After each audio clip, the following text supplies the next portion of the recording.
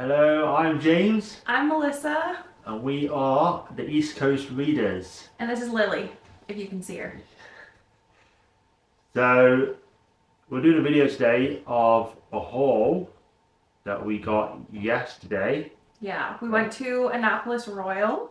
We're based in Nova Scotia, and they had a book sale where you could fill bags either for $10, $15, or $20 a bag, depending on the size.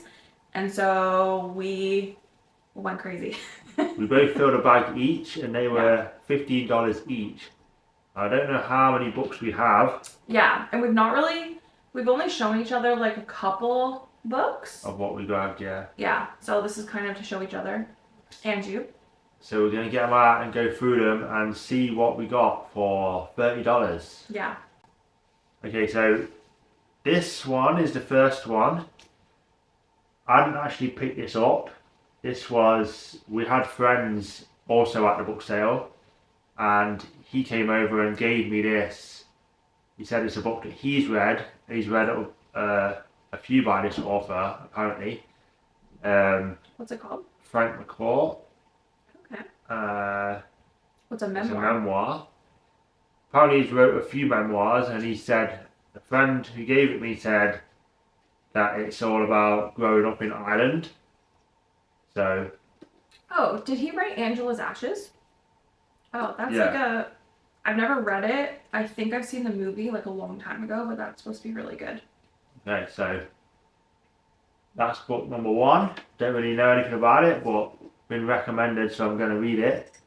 And so many hardbacks, I've got to say, that we found for books, which already are like so expensive when you get them in normal bookstores. So yeah.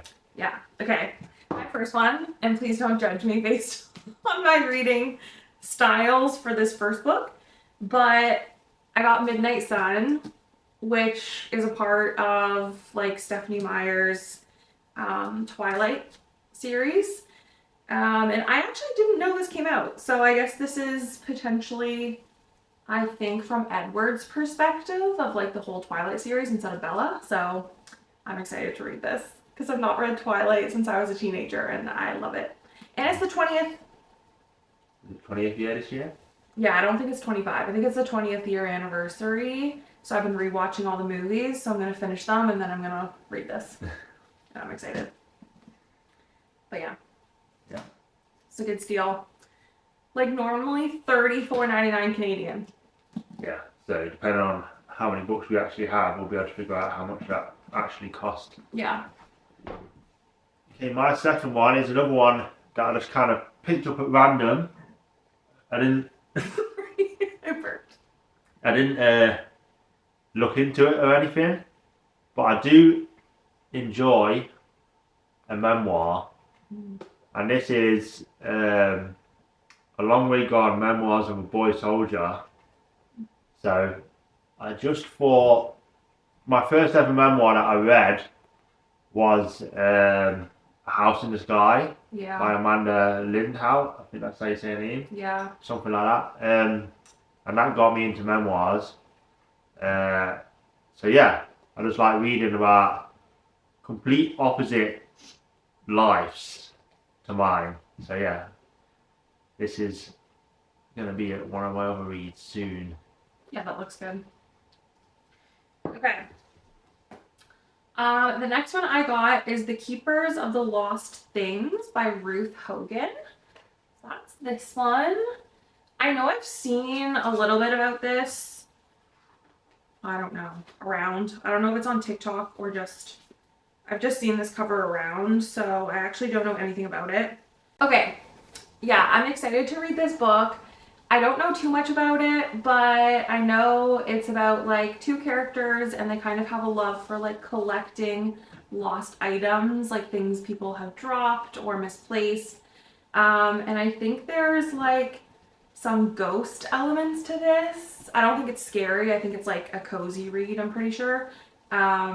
But yeah, I think there's kind of some ghostly elements, but also like cozy and nice, which I love. So that'll be really good. Okay, book number 3 for me was another one that I didn't pick up either.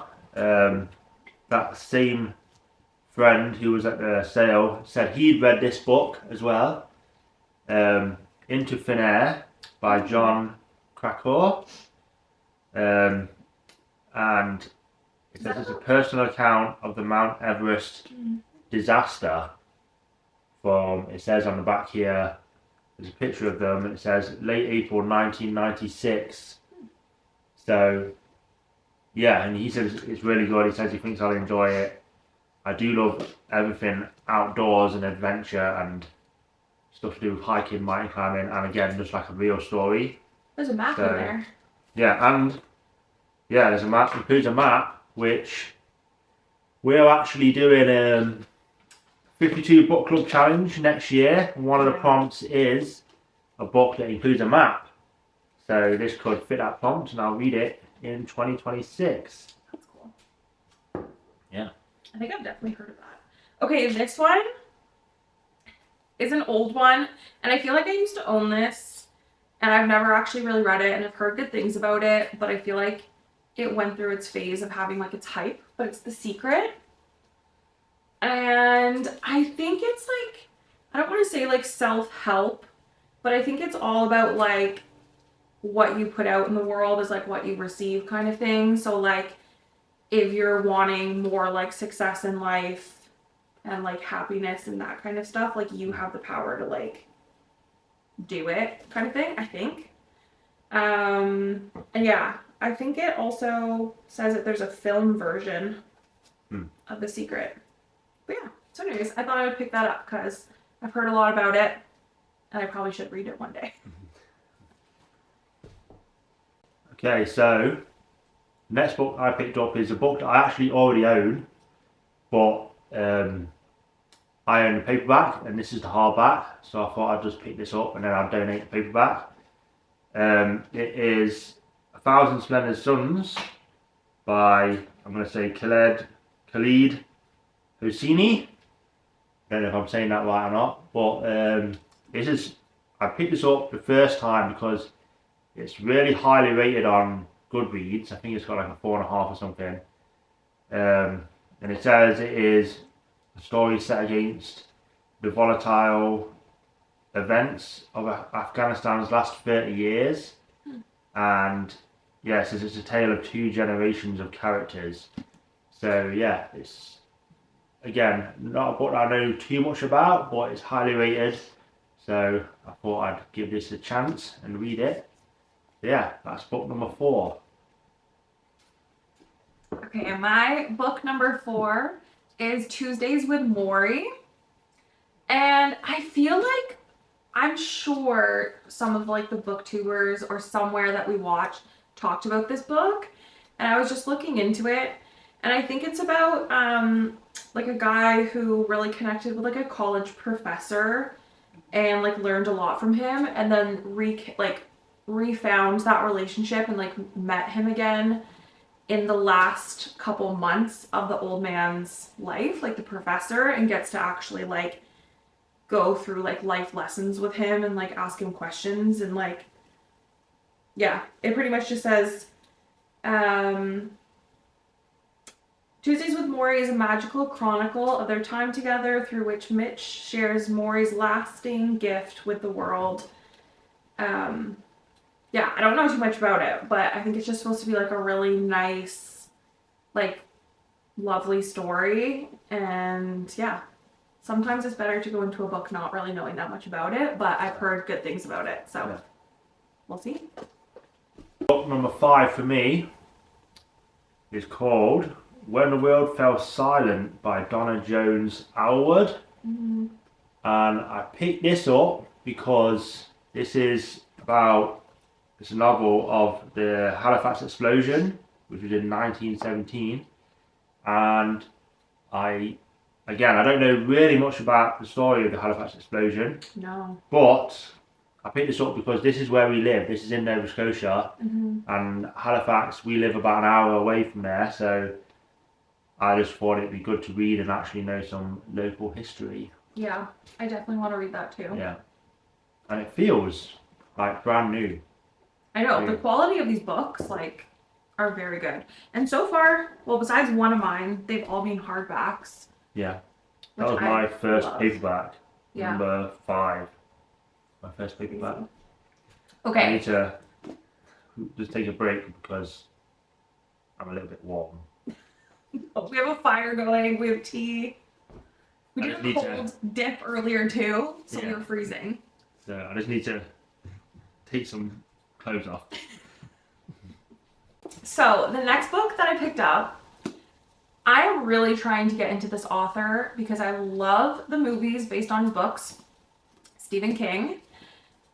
And I have only read short stories by him and I've not really loved them that much. So I'm really trying to find something that I love. But Misery, I've actually heard really good things about, and that it's a pretty crazy story. And I know it's about this author who is in a car accident and he gets rescued by his like #1 fan. But apparently this fan isn't too happy with how he's like written or ended some of his previous books that she's like obsessed with. So I think she actually like holds him captive in her house. And then the story just goes from there, that she's just like obsessed with this obsessed with this writer. So yeah, it sounds like it's probably a pretty crazy story, and it's only 310 pages, which honestly for a Stephen King book is very short. So I think I will be good starting off with this one instead of some of his like 800-page books that seem very daunting to me. Yeah. So yeah, I'm excited. And we love a good book to screen. That has a movie? I think so. I might have made that up. I don't know. There might be a movie. Okay, so this is book number 6 for me. My second paperback. This is The Paris Apartment by Lucy Foley. And once again, I don't know anything about this book. I normally go into books blind anyway. But I picked this up because I just like Lucy Foley, obviously I know of the author. We already have the guest list here, which I haven't read either. I've never read a Lucy Foley book, so I just thought it'd be good to get another one because she is like highly rated as an author, and I guess she does like thriller books. So yeah, Lucy Foley, The Paris Apartment is my next book. Okay. My next one, okay. So I love this show and I've started reading the books. They are very, very light and fluffy, but it's probably good because I do really love like dark thrillers and horrors, and I'm currently reading The Lamb, which if any of you have read it, by Lucy Rose. Definitely need a light and fluffy book after it. But this is Return to Virgin River by Robin Carr. I don't even know how many books are in this series, to be honest, but I've only read the first one, I think. And I don't know, I feel like this is number 2. Oh my gosh, there's actually a lot. Oh, yeah. Oh yeah, because then she also, wait a second. Wow. It says Sullivan's Crossing. Does Robin Carr also do Sullivan's Crossing? That's the show. Okay, anyways. That makes sense because the vibe is very similar for shows. But anyways, so I just thought this would be a nice cozy read at some point in the new year when I need a break from all the scary true crime, thriller, and horror things I've been reading. My next book, again, I picked this up because the author is highly rated. It's The Fourth Winds by Christian Hannah. I know she does like The Great Alone. Great Alone? Yeah, and isn't it called like The Woman or... The Woman? I don't know. Is that the one with the helicopter on the cover? I'm not sure. I don't know that one, but this one, all of her books again was highly rated, and this is again in really good condition. Yeah. So I picked it up just based on the author. I've never read any of her books either, so just gonna give it a go and see how it goes. Yeah, I've heard good things. Okay, this one I picked up genuinely just because the color of the book like attracted me, and I have no idea what this is about. But it's called Of Bees and Mist, and I just thought this was like the prettiest cover, and it just attracted me, and I honestly don't know anything about it.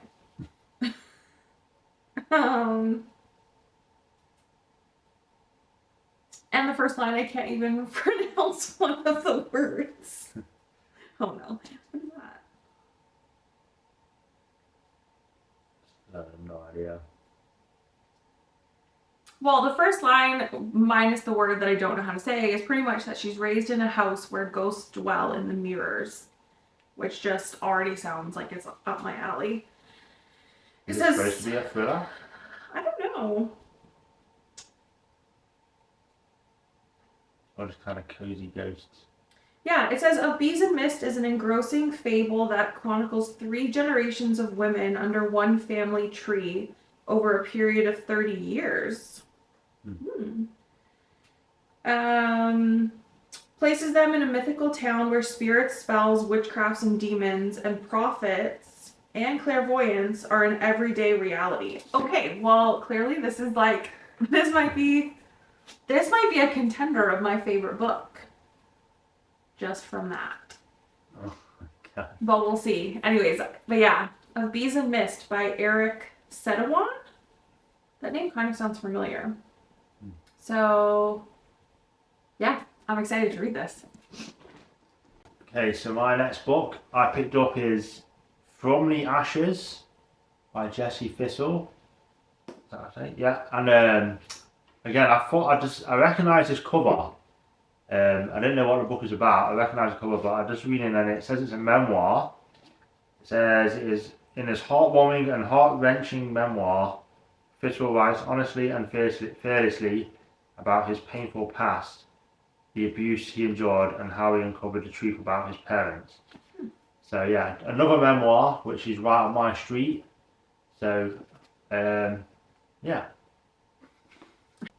So, I've been really into Frida McFadden books, which I feel like the whole world is right now anyways. But I saw there The Widow's Husband's Secret Lie, which I've never actually heard of. And it's like very short, like 140 pages. Ooh, and it's like got like multimedia like texts and stuff in it. So yeah, it says it's a satire, novella. So I'm excited for that. I love a little novella. It's a nice like palate cleanser. And Frida McFadden, literally you can just fly through her books so quickly. They're very easy to read. And then the second one I got of hers is The X, which I actually also don't know anything about. But again, I feel like they're just such easy reads. This one has 340 pages, which I feel like is kind of like the right length for books like this. They're just quick and easy. So yeah, I'm excited. Love a good thriller. Okay, so I picked up this Daisy Jones and the Six by Taylor Jenkins Reid. I'm excited.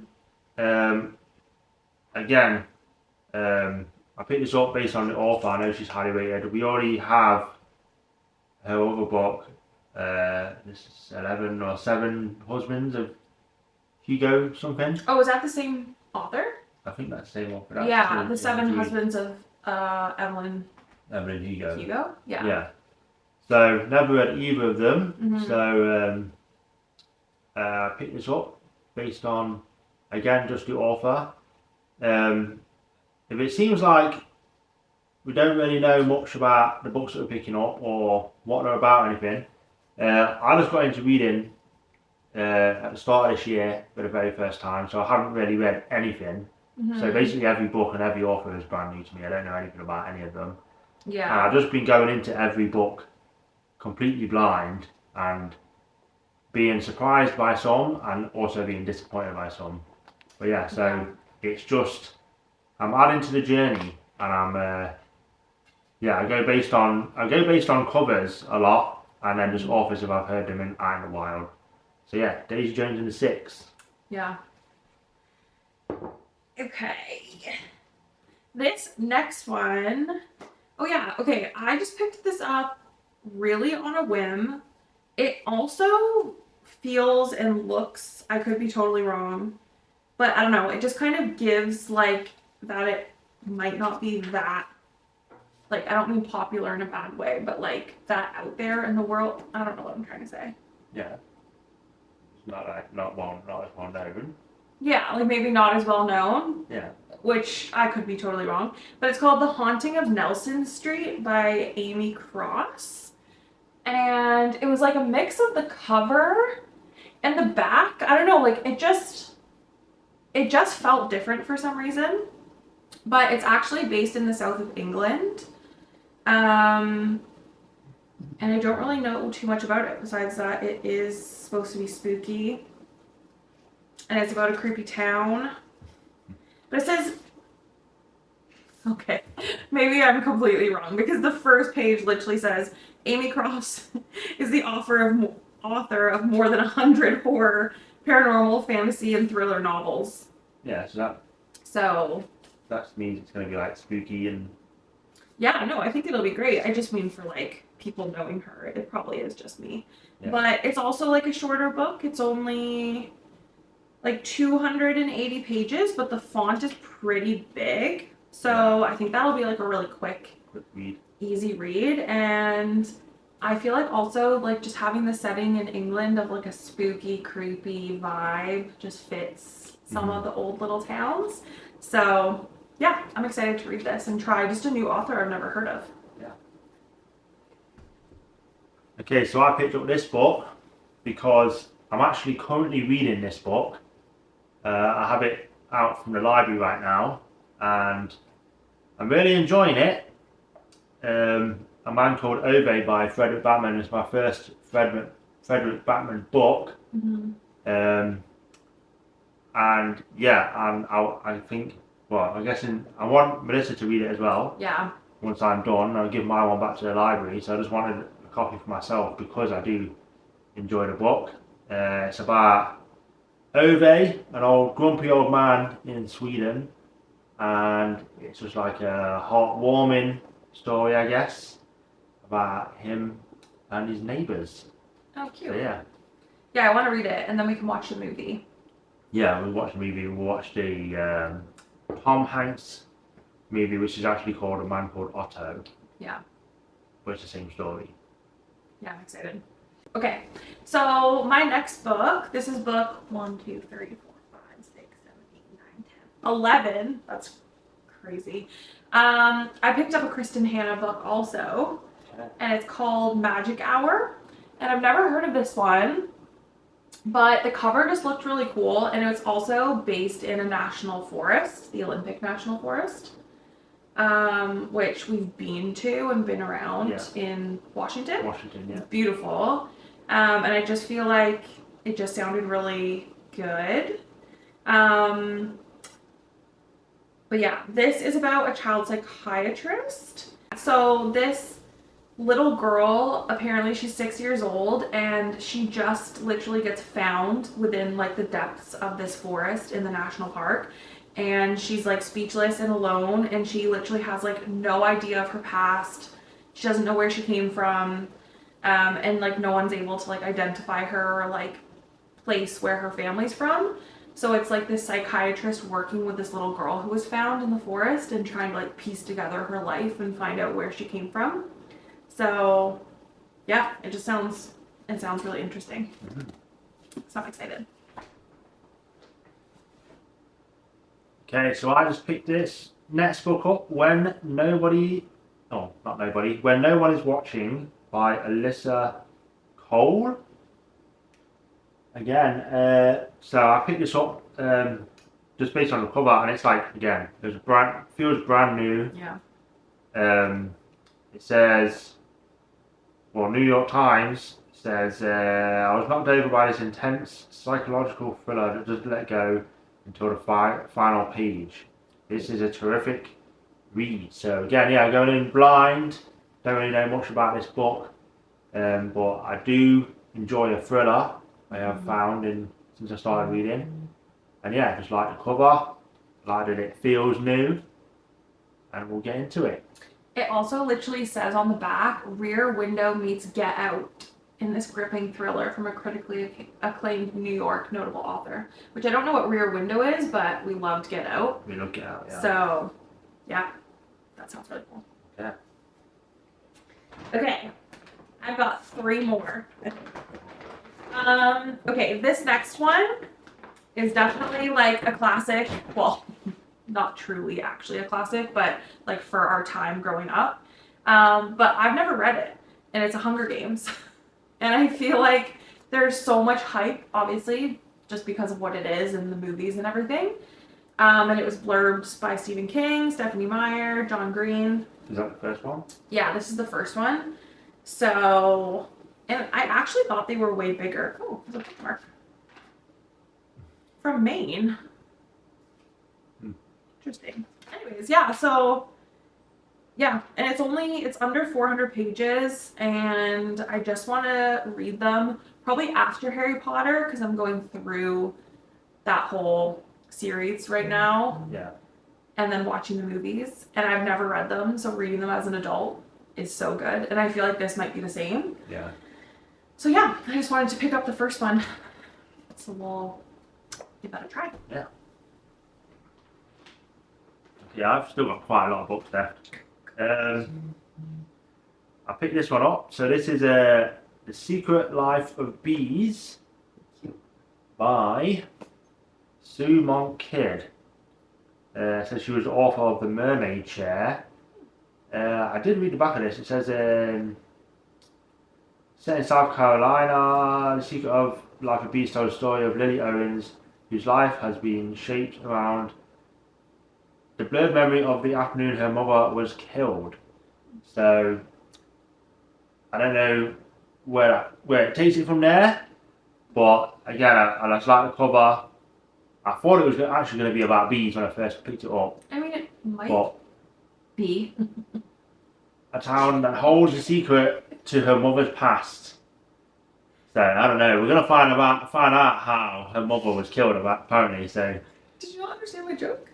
no. He said it might be. Oh, there you go. And a joke involved as well. So we'll see how this one goes.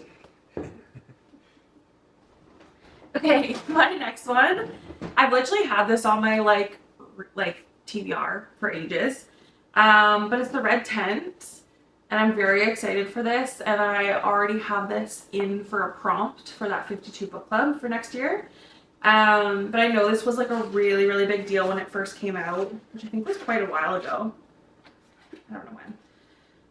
But yeah, it came out in 1997. 1997. Yeah.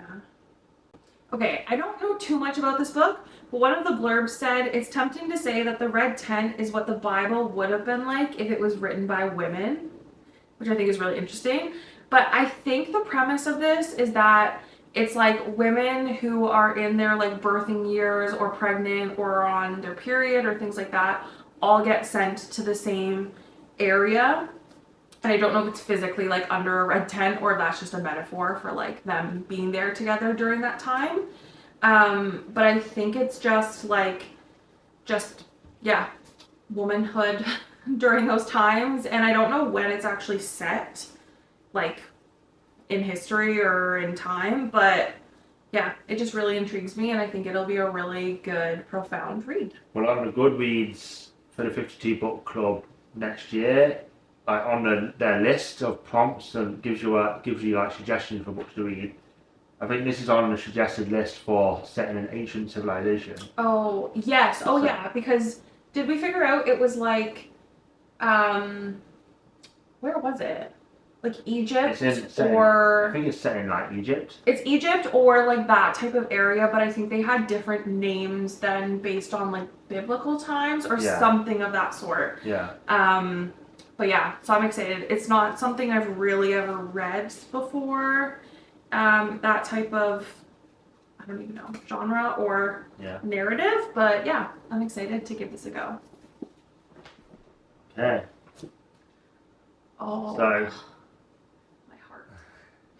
I picked this up because I know Melissa likes this. It's The Fault in Our Stars by John Green. And I think there's a movie. Yeah. So I haven't seen the movie or read the book. I don't know anything about the story. I just know, I picked it up because I caught it at the corner of my eye, and I know Melissa said, I think you've read it. Have you read it? Yeah, I read it and watched the movie. Yeah, so she's read it and watched it, and I haven't done either. So good. I thought I'd do the same, read it and then watch it and then see if I like it. I think I will, because I think, what is it about? Despite the tumour shrinking medical miracle that has brought her a few years, Hazel has never been anything but terminal. Her final chapter inscribed upon diagnosis. Yeah, but when a gorgeous plot twist named Augustus Waters suddenly appears at Cancer Kid Support Group, Hazel's story is about to be completely rewritten. So yeah, we'll read this and then watch the movie. Oh, so good. My heart. Okay, my last book in here, which, how many do I have? 1, 2, 3, 4, 5, 6, 7, 8, 9, 10, 11, 12, 13, 14 books. That's crazy. So 14 books for $15. That's crazy. Is what you got. Yeah. So this also I literally just got for the cover. I have not a clue what this is about, but it's called Gingerbread, and I just thought it was such a cool cover. Yeah, and it's by Helen Oyeyemi. I'm probably butchering that, so I'm so sorry. But what is this even about? Oh yeah. Okay, so it says influenced by the mysterious place gingerbread holds in classic children's stories. Cause yeah, it's so, what kind of, oh yeah, I totally forgot I read all of this. But it pretty much says at one point that like one of the main girls has a childhood friend named Gretel. And I was like, are there just going to be threads of like fairy tale things, obviously because of gingerbread as well in this book. But yeah, I honestly don't know anything about it other than that. So yeah, it seems like it'll probably like dip in and out of fairy tales. Yeah, I could be very wrong. I don't even know what type of genre this is, so I kind of maybe just want to go into it blind and just not even know what I'm in for. I don't know. Some of the people on this just say like it's loving, strange, and exhilarating. And yeah, and it's like it like crosses the line between real and unreal, but like apparently just does it in a way that like, I don't know, is really good. So I'm excited. Again, another one for the cover, which sometimes works and sometimes doesn't. So we'll see. Okay, so my next book is The Devil in the White City, Murder, Magic and Madness at the Fair That Changed America by Eric Larson. And I actually went right past this book at the sale. Luckily Melissa was right behind me and she noticed it, because I think like the night before we went to the sale or that morning I was looking at this book again for one of the prompts for the book club next year. And I guess it's a true story. I think he was saying something about, it's about two guys. One of them is a serial killer and the other one is an architect who designed the fairground or something like that. So I guess, yeah, and I guess it's a real like thing that happened, mass murder, I guess, in America. So the font is super small. Yeah. So yeah. So includes a map as well. Two men, a brilliant architect behind a legendary 1893 World's Fair, striving to secure America's place in the world, and the cunning serial killer who used the fair to lure his victims to their death. So this was actually in the fiction section of the sale, but it's non-fiction. It's a real story. So yeah, good one for that. Cool. I guess I'll keep going. Yeah. Oh my gosh, you have so many. Oh, okay. So this is another one that same person handed over to me while we were in there because he's read it and he said that he thinks I'll enjoy it. True story of myth, madness, and greed. So it says on here, it's The Golden Spruce by John Valiant. Golden Spruce by John Valiant. On a winter night in 1997, a British Columbia timber scout named Grant Hadwin, nearly my second name, committed an act of shocking violence in the mythic Queen Charlotte Islands. His victim was legendary, a unique 300-year-old Sitka spruce tree. Sitka. The unique 300-year-old Sitka spruce tree, 50 meters tall and covered with luminous golden needles. So. That's so interesting. I think the Queen Charlotte Islands are now what is Haida Gwaii. I'm pretty sure. Because we used to live in Victoria, on Vancouver Island. So that was like all taking place like close to there. So. Okay, yeah. Cool. Yeah, so the guy who gave me this, again, he's like super into non-fiction. I really like non-fiction too. So yeah, he's another recommendation for me. What is that? So this next one, I picked this up out of the Canadian section, or it was either Canadian or local. So maybe someone who's from Nova Scotia, but at least Canadian, I think. Anyway, it's called Alligator by Lisa Moore. That cover's cool. Yeah, a bit more based on, again, I think of me thinking it being local and also the cover. And let's have a little look what this is about. It says it was a finalist for the Scotiabank Giller Prize in 2005. So that makes me think that it is around here in Nova Scotia.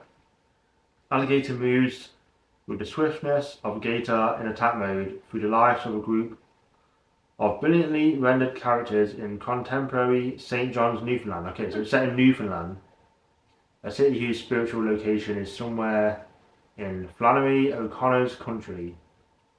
Yeah, so I guess I don't know anything of what this book is about, but set in Newfoundland.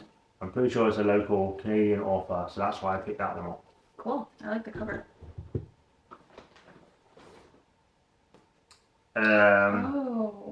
Have you read this? I've not read it. I've heard about this. Yeah, again, another book I picked up just because I know it's highly rated, and yeah, it'll probably be pretty interesting to read. A Tattooist of Auschwitz. Is that how you say it? Auschwitz? Yeah. By Heather Morris. So, yeah. Again, don't know anything. Never read it, so. And this one. Okay, so I picked this book up because I think I also just saw this online while I was looking for prompts for next year. The Book of Unknown Americans by Christina Henriquez. A boy and a girl fall in love.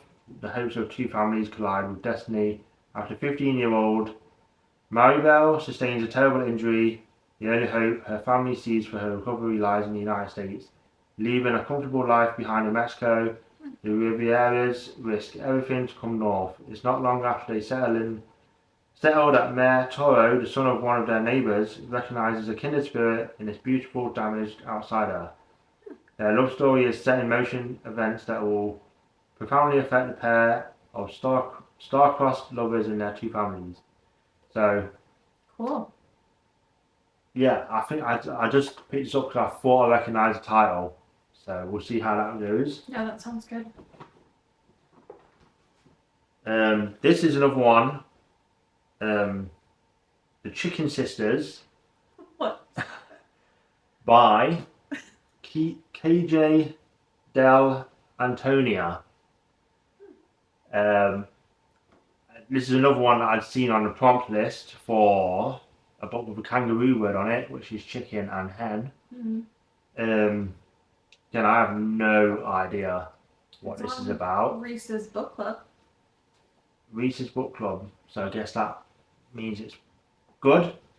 The tiny Marinette, Kansas chicken Mimis and chicken frannies has spent a century long. I don't know. Anyway, What does that even I'm not mean? even going to get into it. I don't know what this book is about, but It literally says 3 generations, 2 chicken shacks, 1 recipe for disaster. So maybe it's like 2 chicken restaurants and rivals in Kansas? maybe. I have no idea. We'll find out. We'll find out what it's about, and then we'll see if we enjoy Do it a or recap. not. Yeah. I'm intrigued. Okay, so this one was one of the first books I picked up when we got into the sale, and I just couldn't believe it. Because I've had this book on hold at the library, I think for 3 months, and I'm still like 42 in line or something. It's probably still going to take months for me to get it. But this is, again, is like a brand new book. Frederick Backman, My Friends. Yeah. I've heard. Obviously, this book I think was like blew up when it came out. Like everyone was loving it, everyone was trying to get it, and it's still like I say, I didn't want to buy it new. I was trying to get it from the library, and it's taken months for me to even get close on the list. So I couldn't believe it. That was such a good And now that I'm already reading a Frederick Backman book, I know that I like his writing. But I couldn't believe it when I just picked this up, brand new, My Friends, which I probably got for less than $1 now. This is still like in shops, brand new for like $30. Yeah, that's such. Which is the amount we spent on every single book here. Yeah. Oh gosh, how did you fit all these in that bag? So here we go.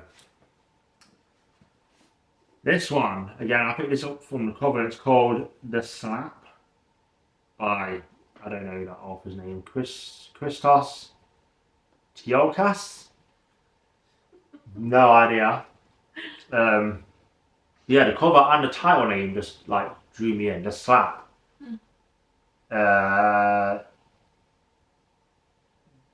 Powerful, riveting novel. Exposes the inner workings of domestic life, friendship, and parenthood in the 21st century. It reminds us of the passion and malice that family loyalty can provoke. When a man slaps another couple's child at a neighborhood barbecue, the event sends unforeseeable shockwaves through the lives of all who are witness to it. Wow. So yeah, there you go. Some kid gets slapped by a neighbor, which is interesting why I picked this up, because I actually got slapped when I was a kid by oh yeah. by just a random like bloke on the street, guy. Random neighborhood guy. Yeah. So I wonder if it is if this is similar to how my life turned out after that slap. We'll find out. Also, it says on the back of it that it won the Australian Literary Society Gold Medal. So I wonder if this is set in Australia also, or just this author is Australian, or I don't know. But and it says winner of the Commonwealth Writers Prize. So yeah, it's got some awards to it. Awards, yeah, that's the word. Okay, so this one, In a Dark Wood by Ruth Ware. I picked this up based on the cover. I just thought it looked kind of spooky. And then when I turn it over the back, it says Woman in Cabin 10, which I haven't read the book. Neither of us have read the book, but we did watch the movie when it just came out on Netflix, which was okay. Like, it wasn't like, it's okay. It was okay. It's entertaining. Yeah. So yeah, that's why I picked that up, because she wrote The Woman in Cabin 10. Not that that means anything because we haven't read it, but yeah, I just like spooky cover. Yeah, that looks good. And my theory, to be fair, with that movie, I feel like there was a lot of holes in the movie of like... Probably if you'd read the book first. I feel like the book probably has a lot more detail and goes into it more, and the movie was just a little... I don't know. Yeah, if you read the book first, you'd probably enjoy it a bit more. Yeah, probably. Okay, so how many have we got left? Oh my god, we still have books. We've got one left. One left. Oh my god. And I picked this up because we were actually... This is also Canadian. That's why I picked it up, first off.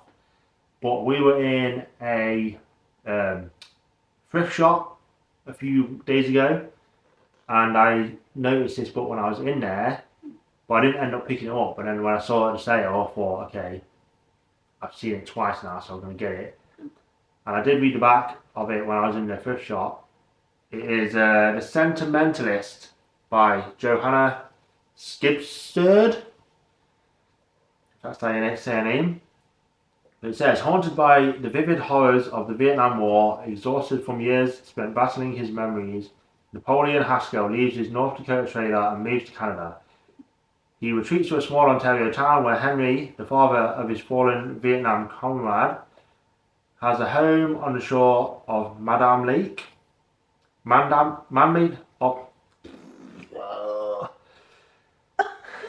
Has a home on the shore of a man-made lake. Oh. Under the water is a wreckage of what was once a town and the home where Henry was raised. When Napoleon's daughter arrives, fleeing troubles of her own, she finds her father in the twilight of his life and rapidly slipping into senility. Yeah. With love and unstable curiosity, she devotes herself to learning the truth about his life, and through the fog, Napoleon's past begins to emerge. So yeah. That sounds interesting. So I was interested. Yeah. So I was interested in it when I saw it in the thrift store, but I didn't pick it up. So when I saw it at sale, I thought, just chuck it in the bag, because just fill the bag and see how much it cost. So yeah, that is the last book. That's crazy. Let's see how many books I have. Should we add up also, like, how much this would be? So I got 23 books here. That's for crazy. $15. Okay, hold on. We need to do some math here, because math is not my strong suit. So I thought we should count up each book based on the value on the book itself to see how much we technically could have spent. So do you want to go first or do you want me to? Yeah, so I'll go first. Okay. So for my 23 books, from the prices on the back, should have been $531.20, and I spent $15 to get all of those. That's crazy. So for the amount of books that you got, it worked itself out to being like 65 cents a book. Yeah. That's crazy. Okay, so I got... And like a lot of them in brand new condition too. Yeah. That's crazy. Okay, so I got 14 books, and my total was $284.79, which is literally just crazy. So we would have spent like $700. $800, nearly $800 worth of books. Would obviously not happen. And obviously I got 14, so mine were like $1, just over $1 a book. Yeah. But like big chunk hardbacks and like newer books and everything. And it's supporting the library there. They were doing like funding for libraries is like being risked of being cut in Nova Scotia. Yeah. So they were bringing that to light, trying to get people to sign like a petition for the local MLA and things to try and not do that, because libraries do so much and we love libraries and we use them ourselves like a lot. I use the library a lot. Yeah. As much as we purchase books, we use the library a lot and the Libby app and everything. So yeah, that's just crazy though. Yeah, so $800 worth of books for $30 Canadian, and overall we got 37 books, I think, for $30. That's crazy. So a pretty good haul. We will be going to this sale again next year. It's only once a year that we do this, and this was our very first time doing it. We got told about it by a couple of friends who have gone the last 2 years. Yeah. And apparently it used to be cheaper too. It used to just be $10 a bag, no matter the bag. So people would go with like massive IKEA bags and everything. Yeah. Obviously they've started to like change it a little, which fair enough. Even the largest bags for $20, like it was a huge bag that you could fill. Yeah. And like these were what we were using. Just bag for life. Like just a medium-sized bag for $15. So we will definitely be back. And that was incredible. I'm all about a used book sale. So yeah, so if you've made it this far in the video, our very first video, thank you. Thank you. And if you've read any of these books, let us know. Yeah. If you want to read any of these books, let us know.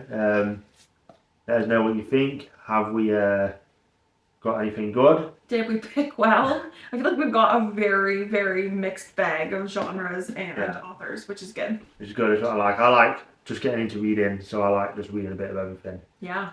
So yeah, remember to like, subscribe, and we'll see you in the next video.